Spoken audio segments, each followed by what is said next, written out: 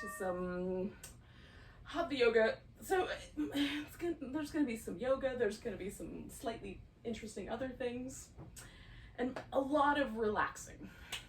That's on my plan for tonight. Slightly restorative, slightly yin-ish, gentle, delightful way to relax. So to start that off, I'm going to suggest some kind of like a little chest opener. We're at the time of year where we're transitioning between two acupuncture, acupressure, seasonal organ association. So in the summer, the organ association with the summer is the fire meridian organs. So that's the heart and the small intestines. And I recently heard someone call the small intestines, and I wish I could remember the source for this, but they call the small intestines the heart's secretary. So if you think about all the stuff that a secretary does, like filing things where they belong, keeping track of details, helping you know what's coming up, I find that really intriguing. I don't know if I completely understand the metaphor, but I'm curious enough about it to kind of think about how this is working. So one possibility is that we've got this really big, long parasympathetic nerve pair. And these are cranial nerves. It's called the vagus nerve, for vagus, vagabond, to wander, because it wanders through the body. So it emerges from kind of the deep inner brain and comes down and kind of intersects with the throat. Little branches of this nerve come all the way through, intersect with the heart and lungs. They intersect with the stomach and the intestines in such a way that the nerve endings can actually communicate with the bacteria, the digestive enzymes, the various flora and fauna that live inside the small intestine.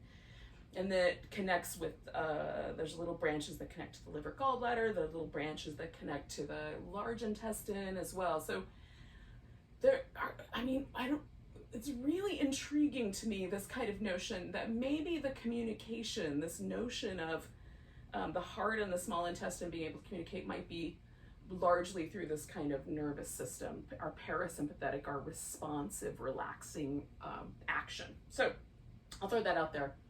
You guys can play with that notion in your head too. Maybe not tonight, but over time.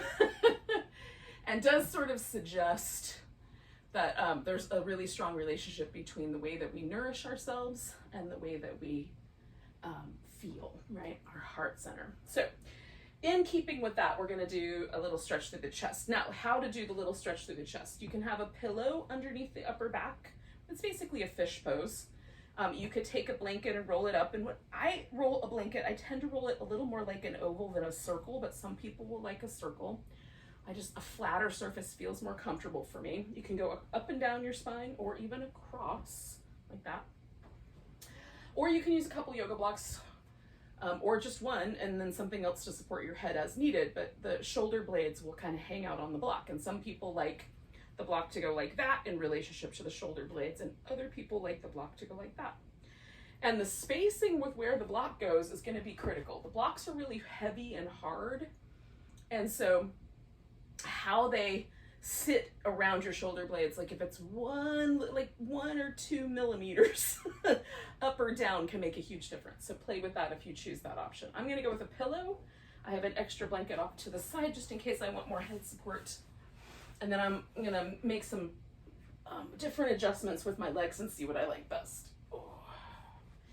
Now, with a pillow or a blanket, for me, the placing of that up and down is a little more flexible.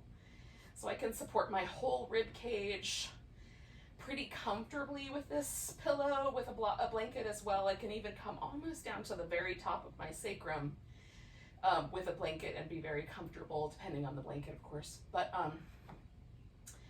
the firmer objects I like much higher up, right up under the shoulder blades themselves.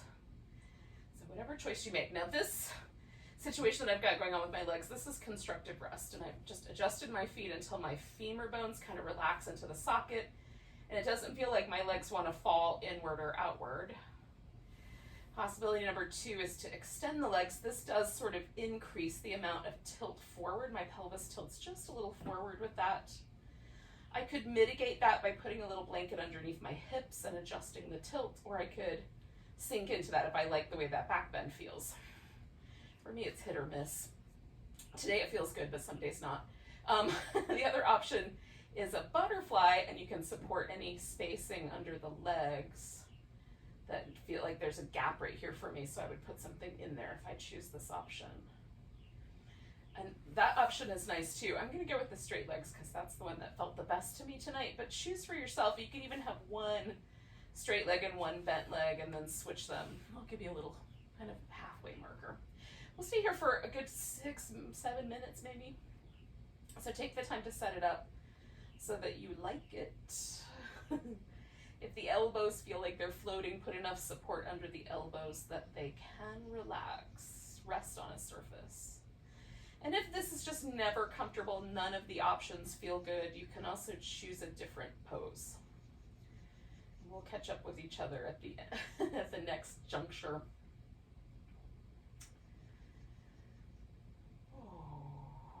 Let the body relax as best you can. Unwind any tension that you might be accidentally holding, kind of in this armpit area or around the mouth.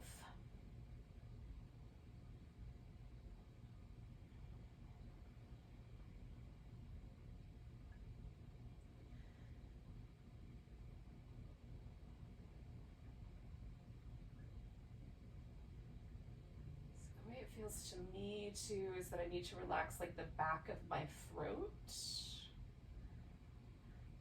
And I did a class earlier this year with Judith Lassiter online, and she instructed us every time to relax the soft palate of the mouth, the kind of upper part of the mouth, which I found intriguing, so I'll offer that to you as well. Does it feel to you like you need to soften the upper palate or the throat or both?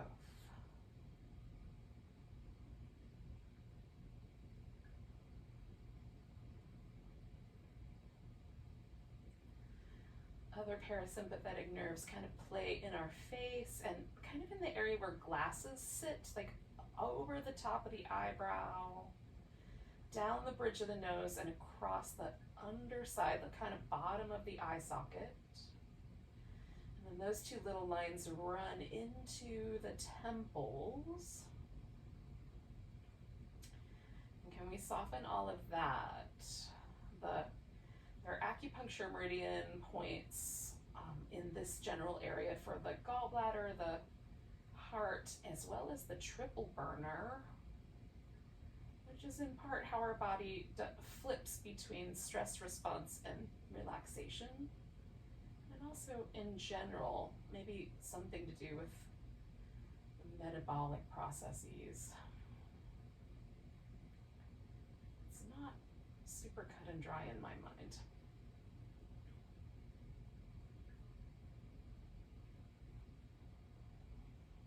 So if we relax in those various areas, what happens?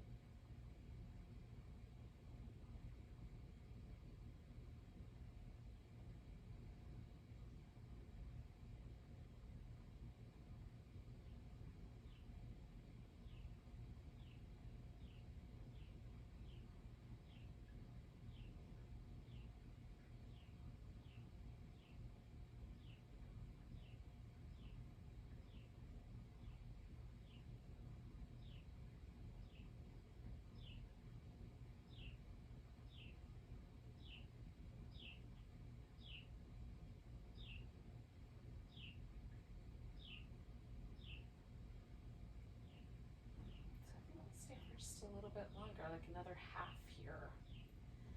If you had one leg straight and one leg bent, you might switch which is which.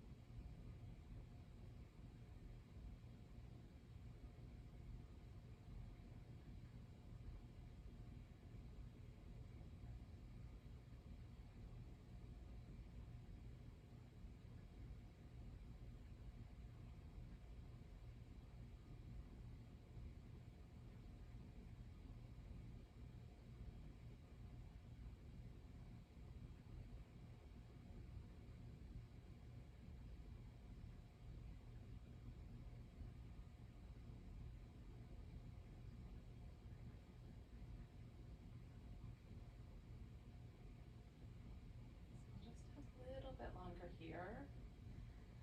Bring your attention maybe back to focus on either the breath or the overall sensation of the body.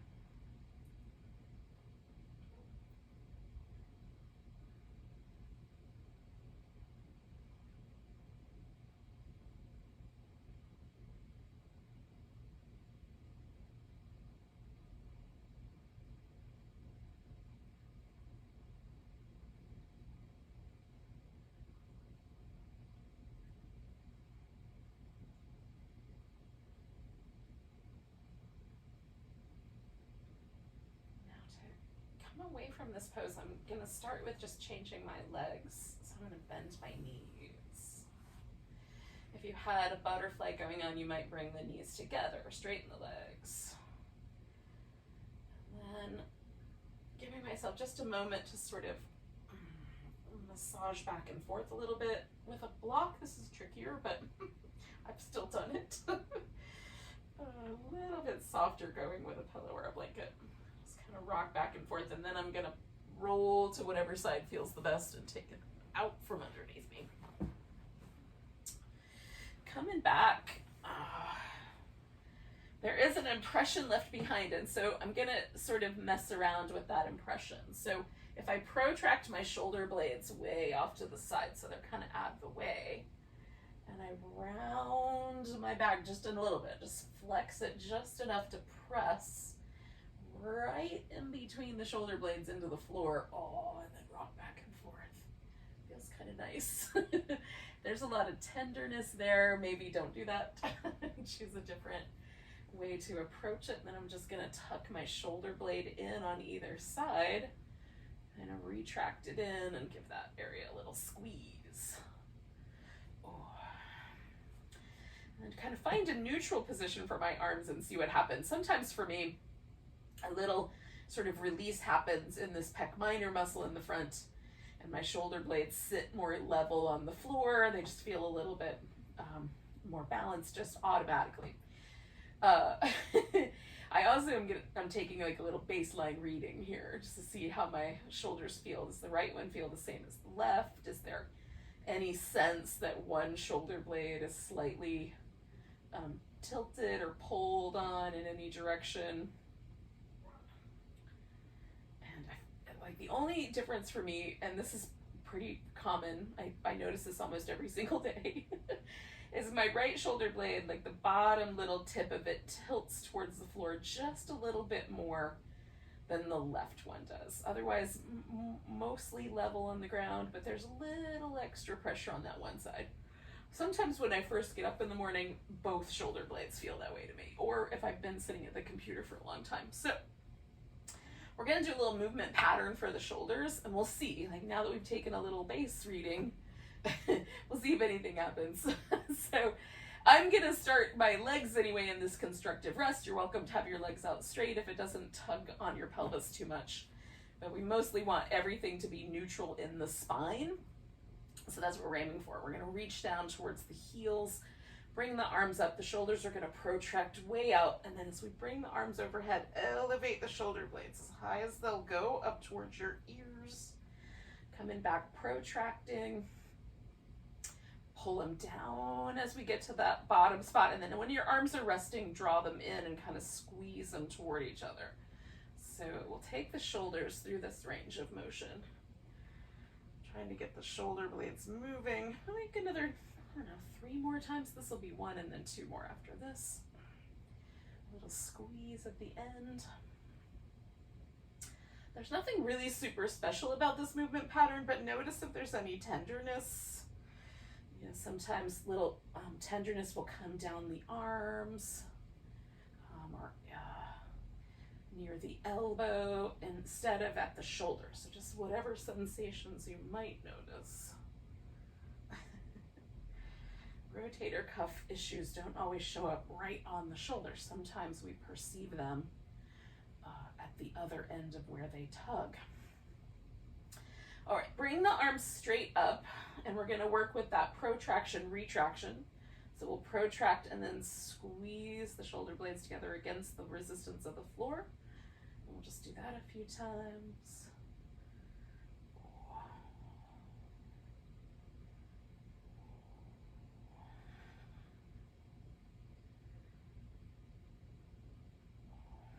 I'm gonna do 2 more of those. I like trying to make my shoulder blades touch each other with the floor in between. It feels really interesting to work with that resistance. The floor underneath me is quite padded. So if your floor is really, really hard and that just is not your jam, you can try it with a blanket underneath you.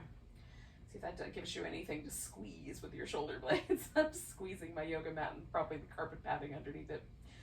In any case, now that we've done that, just notice notice if any changes have occurred in the shoulders. For me, there's just a pleasant warmth in that whole muscular area. And that right shoulder blade tip feels a little less pokey than it did before. Not a lot, but a little. All right, we'll come back to the shoulders in a little bit. Let's do a little sequence with the legs. I'm gonna start with a movement pattern. And then do a bunch of stretches on one side, and then we'll come around to the other side. So we're going to start with just the right side, lift the toes, glide the leg out and stretch through it. And then just draw the leg back as gliding as possible.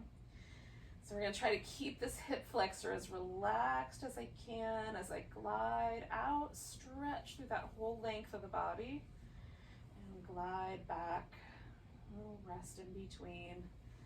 Glide out, and glide back, a little rest. I'm trying to see if there's any difference now between my 2 hips. I'm gonna add a little external rotation for the next 3 rounds. Just rotate out, glide back, and swing it to the middle. And then again, stretch, glide back, and swing it to the middle. Do that again. Every time I sort of arrive back here in the middle and let everything relax, can I feel any differences between my 2 hips? I'm gonna stretch out again, this time internally rotate, which for me is hardly any movement. Glide it back, relax and pause. If your hip rotates internally easily, like there's a lot of movement pattern, when you get to the like this point where you're drawing the leg back, you might have to undo that a little as you go. And reaching out, for me, it's hardly any movement. I can feel the muscle there, right there on that outer hip. All right, draw it back. All right, we're gonna take that same leg and just bring it up on top of the other leg. That might be all that happens, so just that's it right there, just pause. If you're up for it, you can add this little back and forth sort of tilting of the pelvis, like it's almost going into a twist, but stopping just shy of a reclining twist.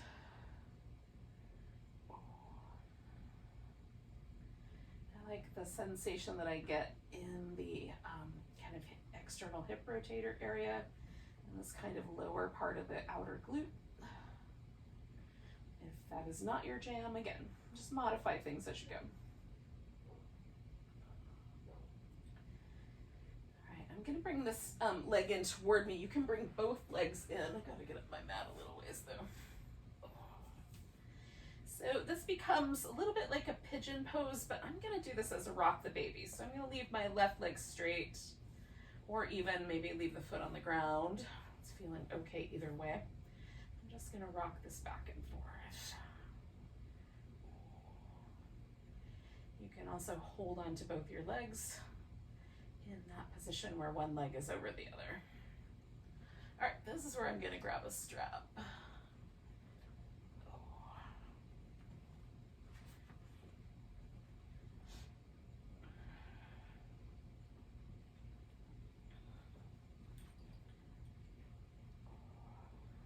Do 2 more of these. Little rock the babies. And then put a strap around my foot and extend that leg. Now I'm gonna come in and out of this stretch a couple different times in slightly different angles.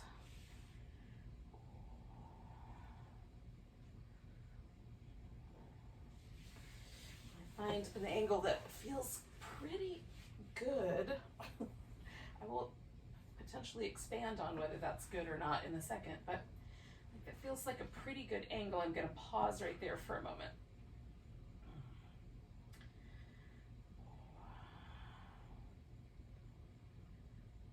And that foot, sometimes I like to point and flex, or pronate and supinate through the ankle joint and the foot. I don't necessarily do that the entire time.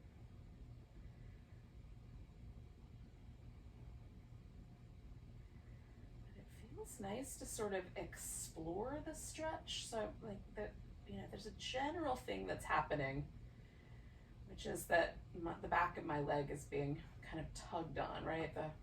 There's a little resistance. There's a sensation that I would call stretching. And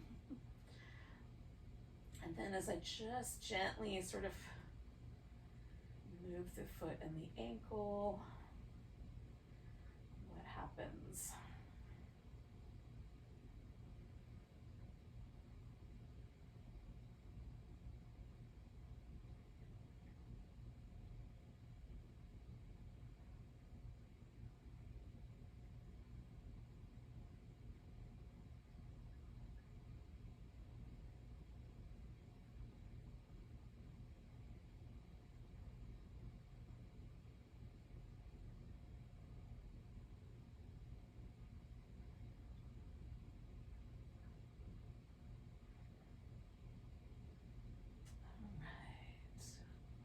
I'm going to put a pillow right in here next to my hip.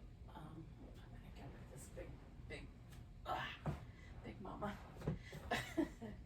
And then as I take my leg out to the side, there's this little support structure there. I'm also going to just play with a little bit of internal versus external rotation and see if there's a sweet spot. This little adductor area for me is generally really pleasant to stretch, but as of late, I've had a little bit of tenderness right in this sort of place where my, it might be adductors, it might be hamstrings kind of connect right there at the back of my knee, a little attachment point tenderness.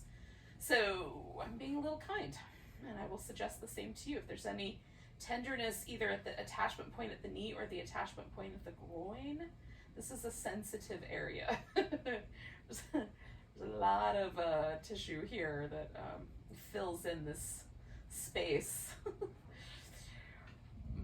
femur bone is super, tiny compared to the overall mass of a thigh. And so all of that mass is soft tissue that deserves our respect.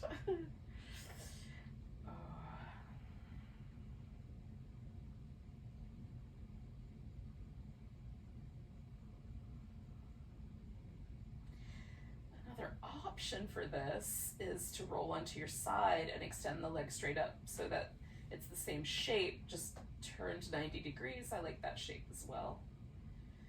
And for me, the sensation of this adductor area stretching is a little more mild if I lay on my side.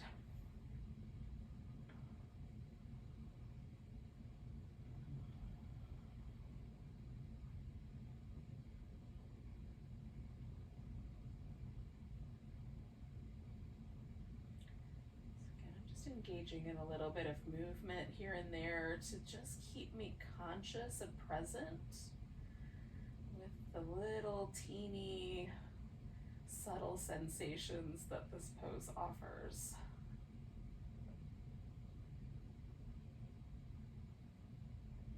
It feels sometimes like the whole world wants us to be less sensitive to, but in a way of sort of desensitizing us, right? Because there's so much barrage of information that we become desensitized rather than, it feels like an intrusion more than it feels like a healing, if that makes any sense. So my whole aim with my yoga practice right now is to become super sensitive. Like mostly to physical sensation, but also to have my response to sensation, right? Like what thoughts come into my brain when I get to a sensation that feels tender or that feels good? Like, how do I then lean into or away from those sensations? Yoga practice is a little safe place where I can indulge myself in that, where in the world sometimes it doesn't feel as safe to do that. Sometimes we have to put the armor on and be desensitized.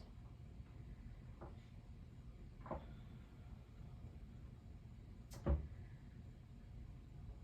ultimate goal as a human on this planet is to be really sensitive to the options,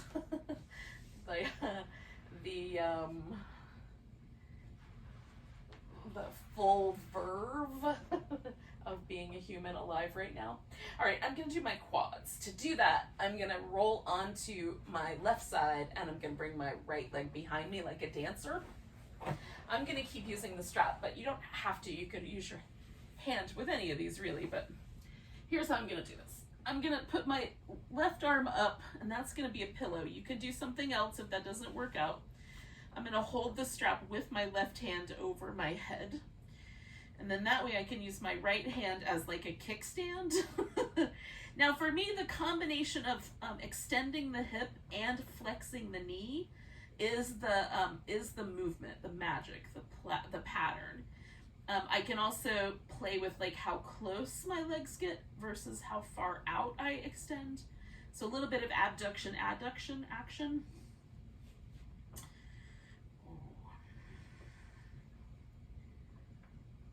And I'm looking for like a nice, sweet experience with my quads. This is usually an area that's really sensitive for me. So I'm being nice. Trying to be nice.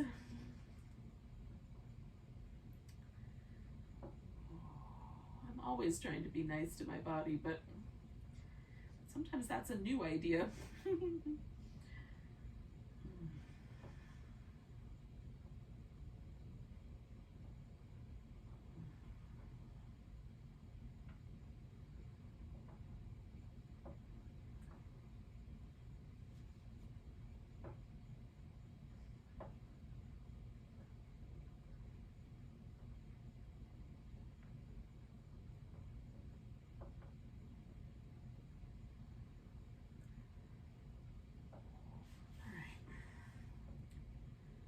Stay with this for like another 4 or 5 breaths.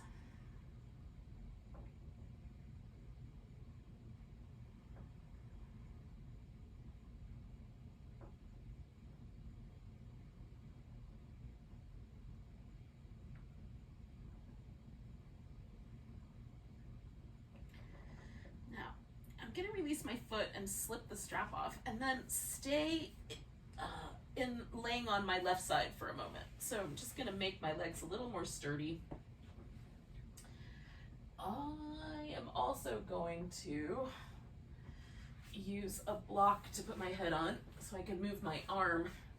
So now my arms are both sticking straight out in front of me, and I'm gonna work with this top arm. Now, I'm gonna engage in some internal and external rotation of my shoulder as I bring my arm around in kind of a circle. So I'm rotating my shoulder in, rotating my shoulder out, and I'm, to the degree that it feels good, extending through my arm as I do that.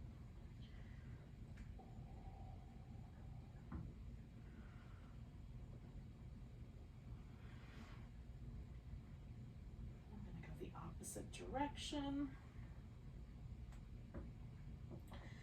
Again, paying attention to that rotation in my shoulder and just noticing if there's any tenderness there that I should be aware of. I'm going to do one more circle.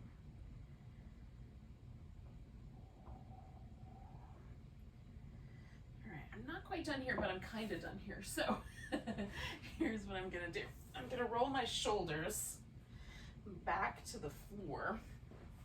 And then based on what happened to my hips, I'm gonna add a pillow and take my legs into a position so I can indulge in a twist that feels really nice. So I've got a little bit of an eagle-y wrap to my legs. I've put a nice pillow under there so that there is like the right amount of sensation over this outer portion of my hip. And then I'm gonna play with my arm. So I'm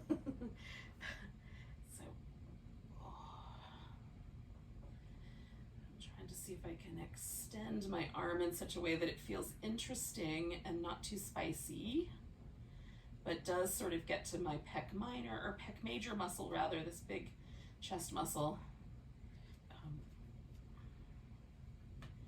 Make sure I'm being modest, as modest as possible anyway. And then relax. So there's sensation happening all down my right side, right shoulder, right arm, chest muscle, outer hip, little twist.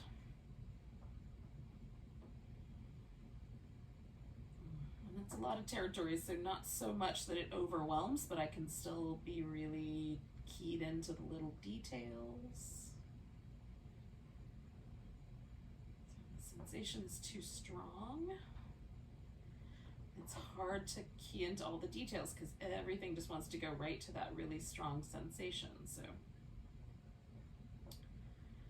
it's like when you put green peppers in a dish, everything is going to taste like green peppers. They just have so much, they have so much chi, so much green pepperness that they overwhelm everything else. So that's a little bit like the poses. If I do it too strong on one spot, everything becomes about that.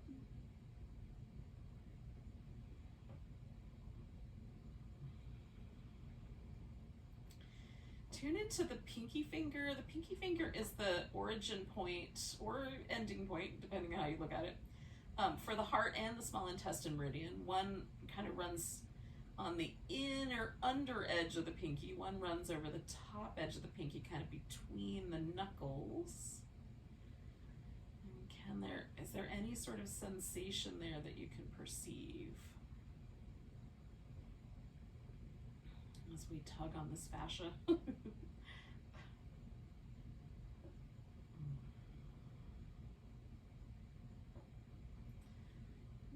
We'll do like 4 or 5 more breaths. You don't have to, but that's what I'm going to suggest.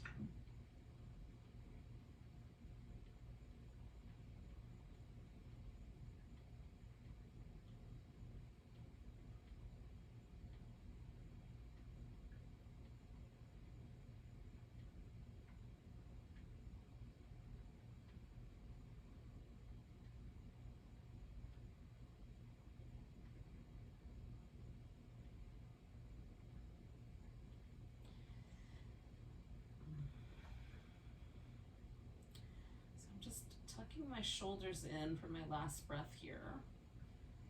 And then I'm going to unwind this whole pose.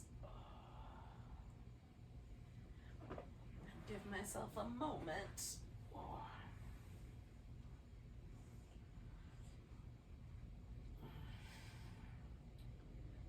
To see what differences might have occurred.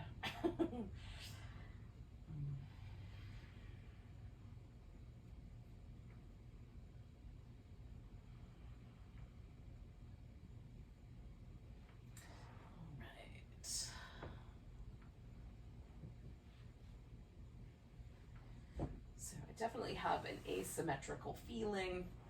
I'm going to do what I can now to correct for that, do the other side.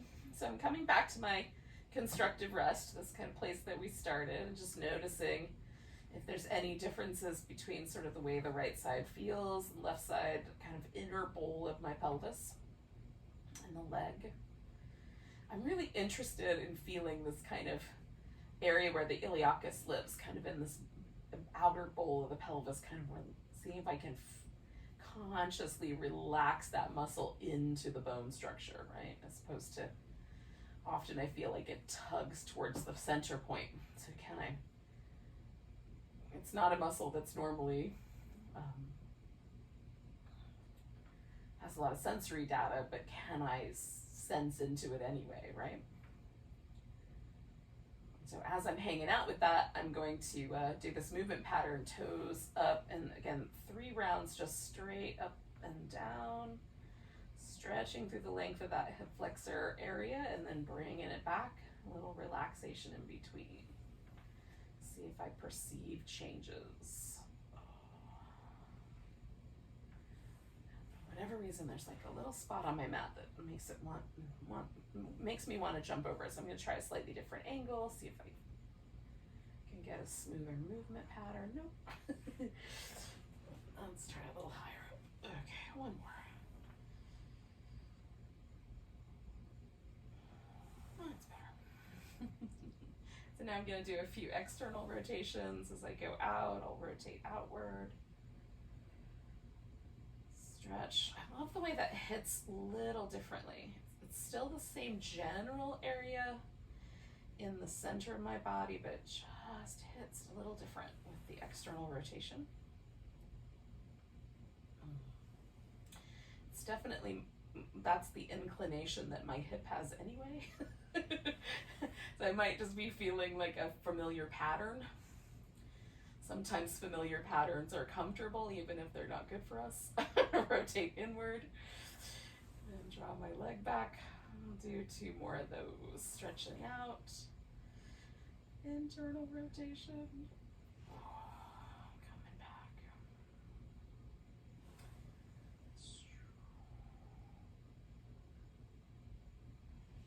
All right. Now just pause for a breath. I'm going to bring that leg up on top of the other leg, and that might be where it stays, right there. Sometimes that's the perfect spot for me, just coming back and forth.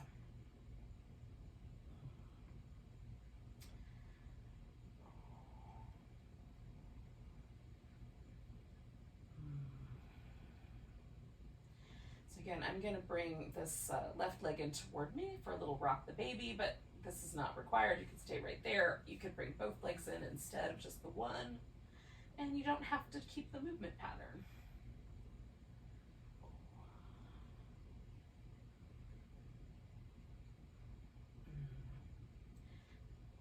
This week, this movement pattern has felt really good to me. Just been really into it. I can't believe it's already Thursday too. That's the other thing. The whole week has almost gone by.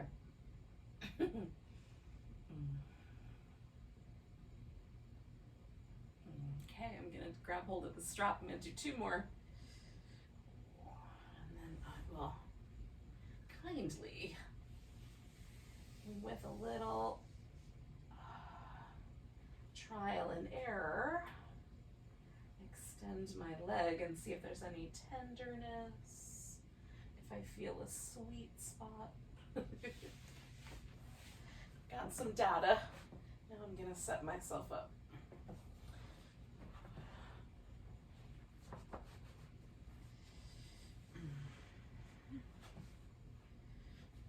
And again, I'm sort of using this pose as an opportunity to both stretch out the back of my leg, which tends to kind of pull on my lower back in a way, so this feels really nice and balancing to stretch out this back part of my leg. Feels delightful. I'm also using this little subtle movement to just enjoy it and notice the details. So my hamstrings, what I find when I do this is my hamstrings don't put up a lot of fight, right? But for some people, that is where the fight's gonna be, because they're big muscles, there's 3 of them. I mean, if you count the fact that one bifurcates into 2 muscles, maybe you could even count it as 4, but in any case, it's a lot of territory. But for me, more often, I find that my calf muscles are actually where all the resistance comes up. Like, there's a ton of resistance in the deepest part of my calf, as well as this outer part. Places where the muscles find each other, connected together at the back of my knee. Today there's not a lot of tenderness there, but for the past couple of weeks, it's been more common for it to be a little tender there.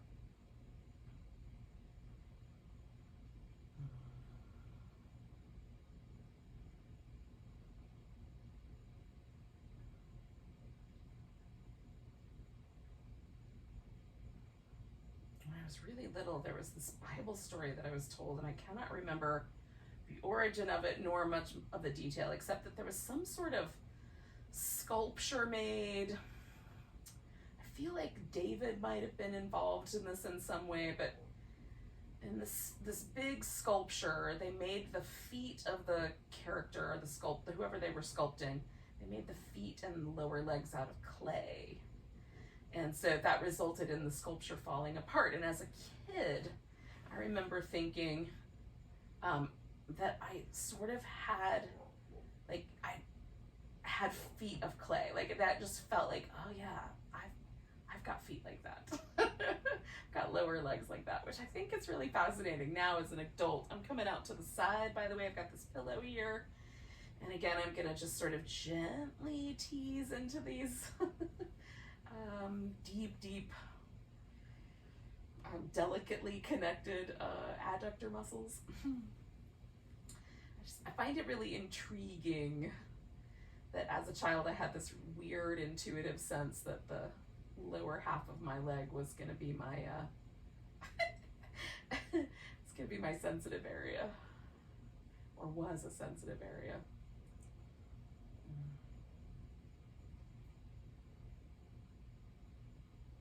Do you have anything like that in your own world?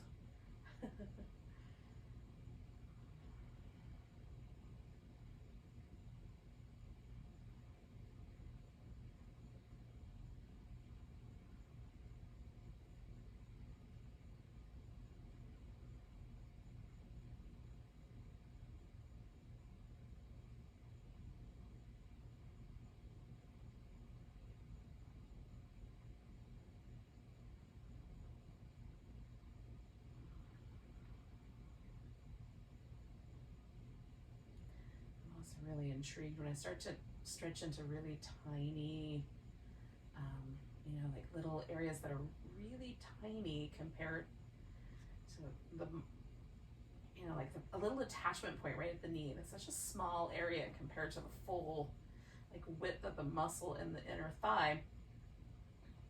And so as I sort of tune into sensitivity there, I sometimes will find, like, I will hold my breath a little bit, or I'll tighten up a little bit around my mouth. So can I keep the breath flowing and the mouth relaxed and still check out those little areas?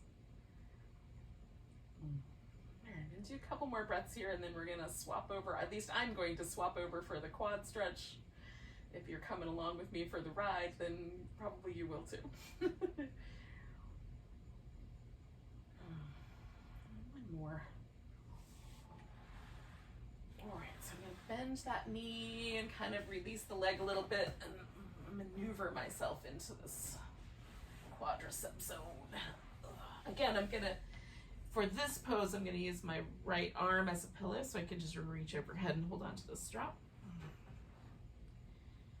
I don't have a lot of extension at my hip. My hip almost always, even this, which is as fully extended really as I can get it, if I draw my hand into that hip joint, it feels flexed to me. Like the shape of my hip joint lends itself more to a flexion than an extension. So there's always going to be a little bit of an angle right there that, looks flexed even though it's not. Similarly, I have angles in like my elbow and stuff that are like that. So just noticing for yourself, what are the angles of working with your thigh that seem the best? Because sometimes for me, drawing the thighs closer together is a little spicy or a little weirder. Letting the leg kind of float out a little bit gives me a little more like a little shift in the range of motion, gives me a little different sensation. I wouldn't say it's more, it's just different, broader. This kind of narrows the stretch a little closer to like right on the top of my thigh as opposed to coming out to the side a little bit. So just experiment, see what you find on your own.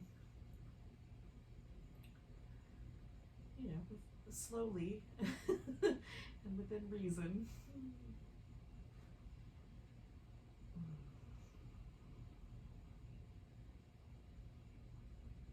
Again, so I got all narrowed in with my attention and my mouth got a little bit.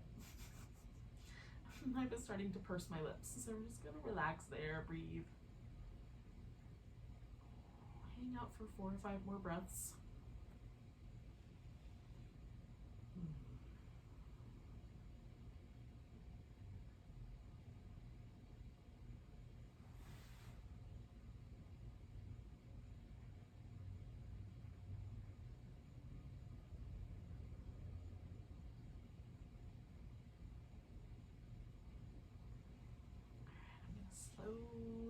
Slowly release the shape.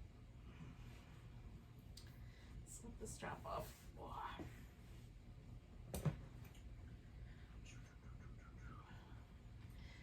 So this is going to become my little shoulder movement here. So again, I'm going to rotate internally and as externally as I can with an arm movement. And essentially what I'm doing is trying to stretch my upper arm as I do this. The lower arm, I'm letting be a little more of a loose appendage. Trying to get the upper arm and the shoulder to really work together.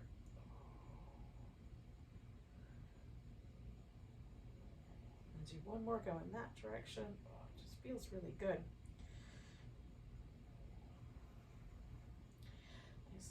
That I'm also sort of getting into like some other muscles that live in that upper part of my back.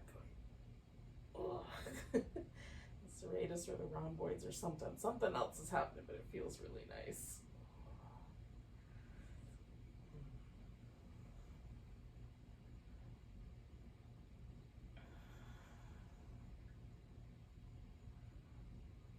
All right, one more. And then this is going to become, after I shake that off a little bit, it's going to become my twist. So again, I take my shoulders to the ground, then like there's a little gap that happens. This leg wants to come up off of this leg, so I'm going to just go with that. Create a whole situation where that is perfectly reasonable. So now my upper back is very comfortably resting on the floor. I'm going to extend my arm and play with those angles for a little while.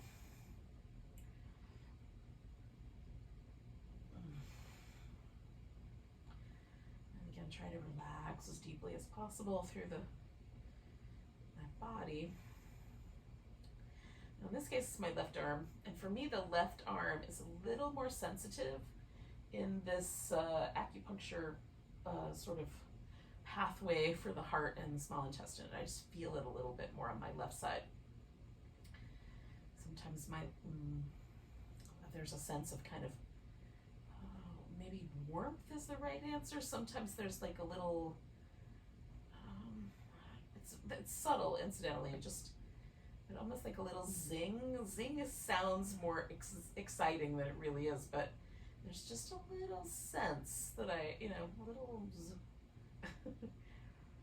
that sometimes I perceive along that.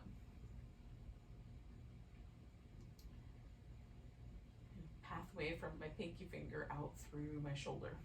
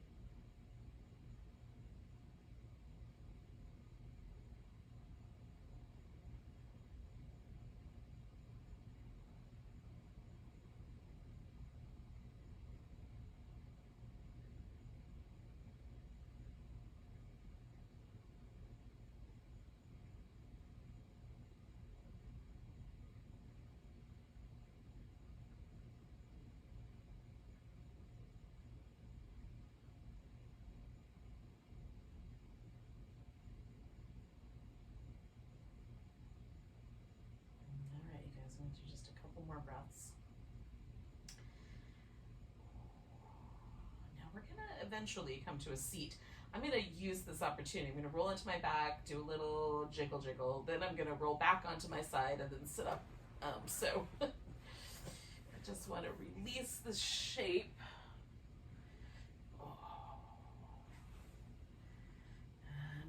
And wait for that feeling that everything that I was just stretching softens.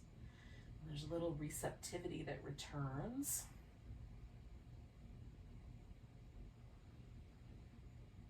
Then, it feels like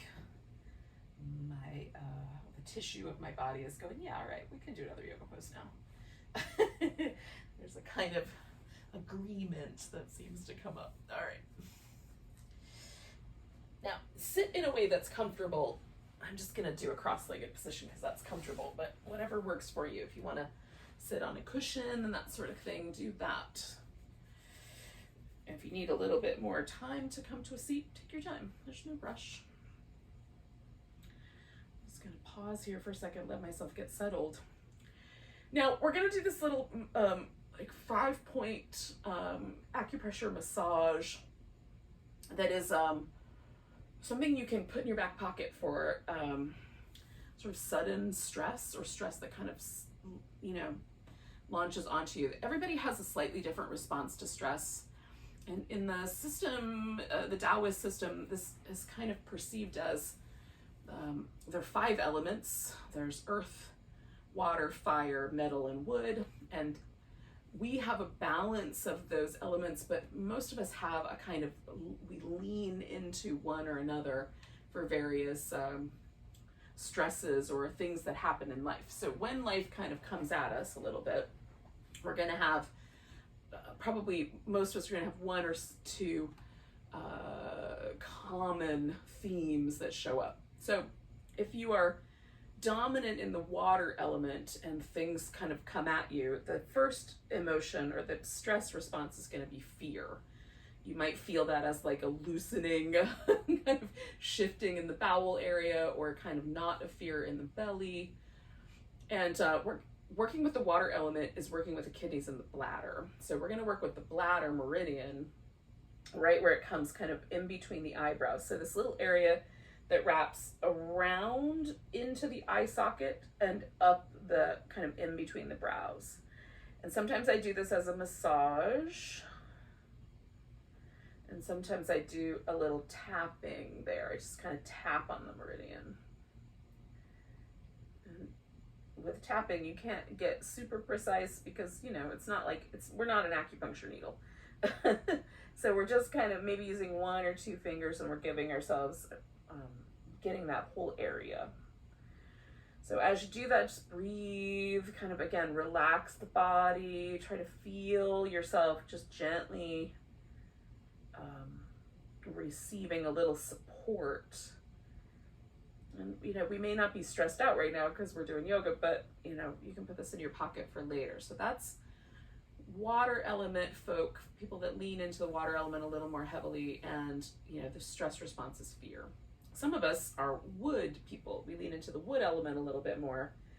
And in that case, the first response to stress is anger or grouchiness, or I don't know, maybe this shows up as entitlement. Maybe it shows up as like, you know, like feeling like you need to defend yourself. So that's a wood element situation. And we're going to take 2 fingers. I'm going to use my finger and my thumb, but you can do it with, you know, like your middle finger and your ring finger. But essentially what we're going to do is massage the eyebrows.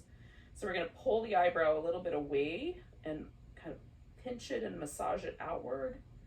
And then sometimes I'll do a little like rub all the way, you know, 1 finger width at a time. So the meridian pair that go with those particular emotions are the liver and gallbladder. They are the seat of the wood element. If there's tenderness over your eyebrows or tenderness as you get towards the temple in particular, it might be imbalanced in that meridian. Tenderness in these massage areas can indicate that there is some overwhelm happening there. Okay, so that's the wood element. If you're a fire element person, then the dominant emotion when you get stressed is panic. And panic is most often, the way it shows up is like your mind goes completely blank, and you know, there's not necessarily a really strong emotional freak out, but just there's no thinking. It's just complete blank. And then maybe some freak out. This might be characterized also by an increase in heart rate, like a little heart, racing heart. And again, fire element is the heart and small intestine meridian. We're gonna play with that around the eyes and also kind of moving in towards the ears. So essentially we're just gonna stretch the edges of the eye out toward the temple. And you can just hold the stretch. I like to let my fingers just gently massage to the ear and then let go. And then a little bit of a kind of cupping over the eye to cool it down. Often I find when this meridian pair is out of balance, especially at this time of year, it can happen to me, my eyes feel hot. So there's a kind of heat behind or around the eyes. All right, so that's the fire element. Panic is the kind of the dominant stress emotion. Next element, let's see, we've done water, wood, fire, we'll do earth. The earth element is the stomach and spleen meridians. And so a softening around the mouth is important. So we're gonna let the mouth relax. But we're also, like, the dominant stress emotion for this is worry. And so incessantly ticking through all the things that can go wrong. Sometimes worry shows up as a sort of knot in the belly and not in the solar plexus area.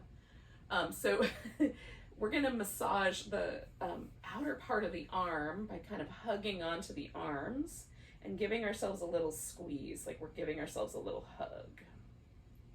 Again, relax through the lips and mouth. Let them almost get pouty.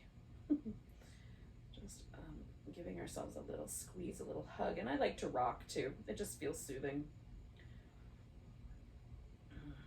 I've been doing that to soothe myself since I can remember.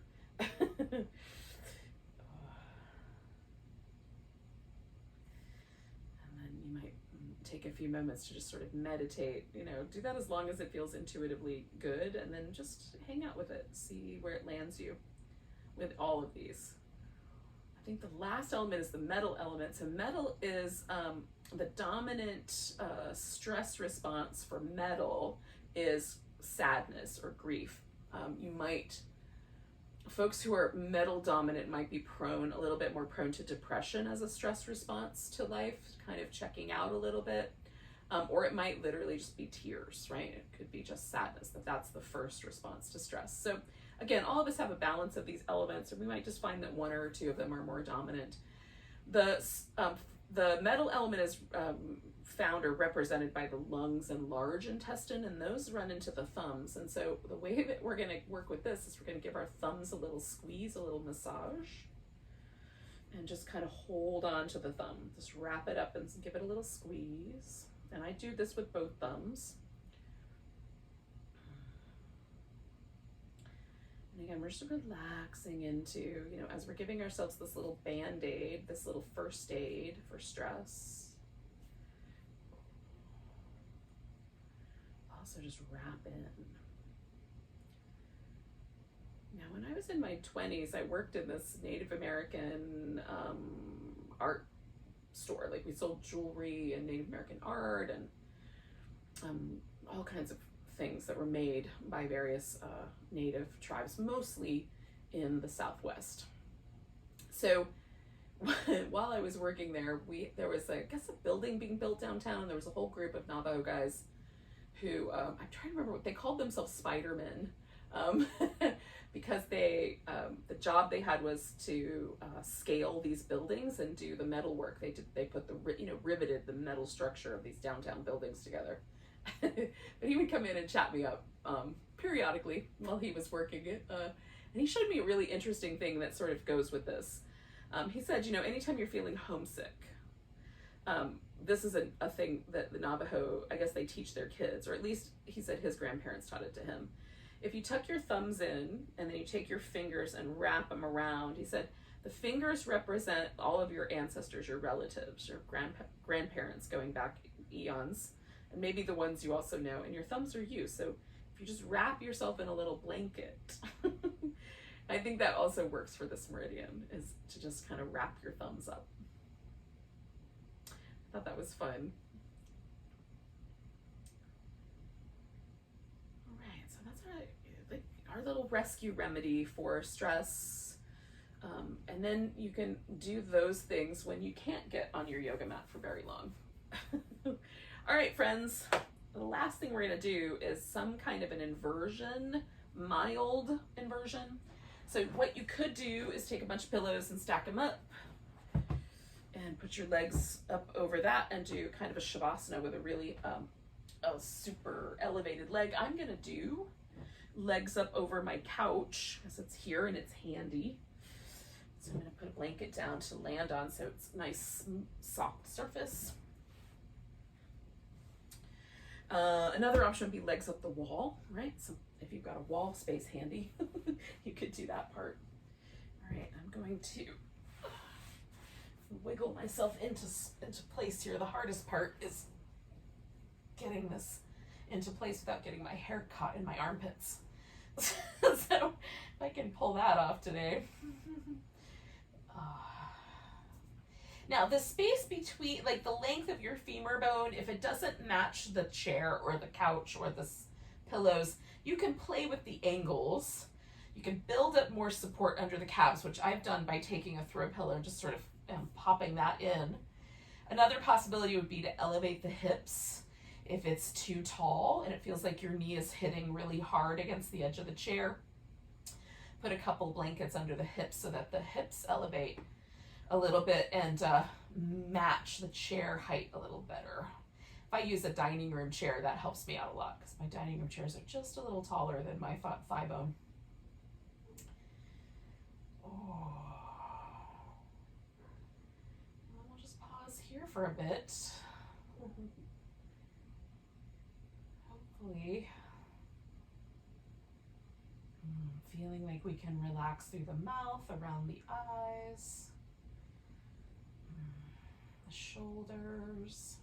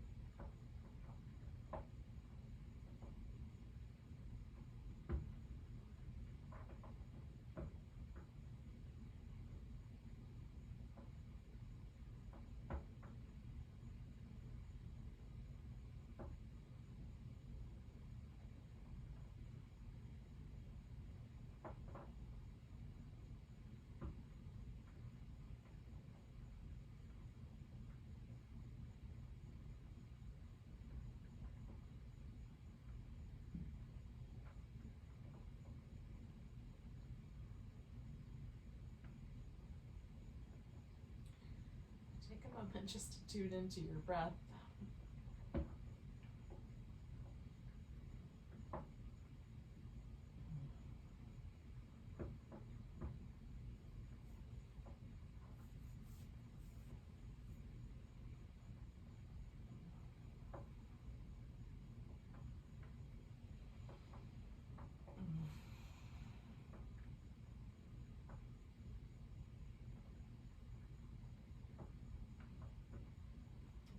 Wiggle your fingers and toes, or wrist and ankles, or stretch through the arms and legs a little bit as you like.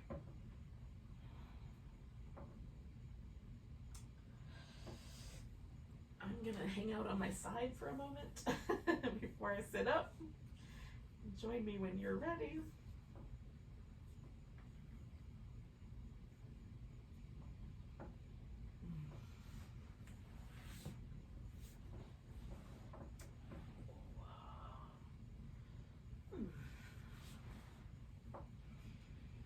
For joining me. A little last part of the heat of summer. Heart-centered, heart-oriented Hatha class. Thanks so much. Let's take a big breath together.